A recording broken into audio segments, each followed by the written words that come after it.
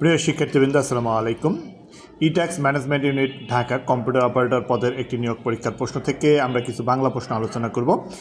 এটি একটি লিখিত প্রশ্ন। আশা করি এর মাধ্যমে বাংলা প্রশ্ন সম্বন্ধে ধারণা তৈরি হবে। নিম্নলিখিত গ্রন্থগুলোর পরিচিতার নাম লিখুন।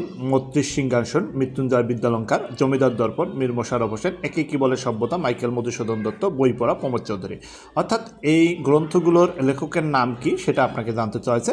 এই প্রশ্নটি এমসিকিউ বা প্রিলিমিনারি পদ্ধতিতে যখন থাকবে তখন আপনি সেখানে অপশন পাবেন, কিন্তু এখানে সরাসরি গ্রন্থকারের বা রচয়িতার নাম জানতে চাওয়া হয়েছে।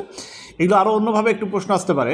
সেটি হচ্ছে, আপনাকে প্রশ্ন করা হতে পারে, ধরেন যে এই ৩২ সিংহাসন কী ধরনের রচনা, বা জমিদার দর্পণ কী ধরনের রচনা, এ ধরনের প্রশ্ন আপনার জন্য আসতে পারে। ঠিক একইভাবে আপনি ২ নম্বর প্রশ্নটি দেখেন, অর্থসহ বাক্য রচনা করুন। খেয়াল করেন, এটি মূলত বাগধারা থেকে আসা প্রশ্ন। কিল খেয়ে কিল হজম, মানে অপমান গোপন করা। অসহায় লোকদের কিল খেয়ে কিল হজম করা অভ্যাসে পরিণত হয়েছে। কেবলা হাকিম অনভিজ্ঞ, তোমার মতো কেবলা হাকিমকে দিয়ে উড়োজাহাজ চালানো অসম্ভব। ঘাট মানা, অন্যায় স্বীকার করা। পুলিশের দুঘা খেয়ে চোরটি ঘাট মানতে বাধ্য হয়েছে। শিয়রে শয়ন, মৃত্যু আসন্ন। প্রত্যেক মানুষের শিয়রে শয়নকালে অর্থের প্রতি লোভ পরিত্যাগ করা উচিত। এই হচ্ছে বাগধারা। ঠিক এ ধরনের এই প্রশ্ন পরীক্ষায় সবসময় থাকে।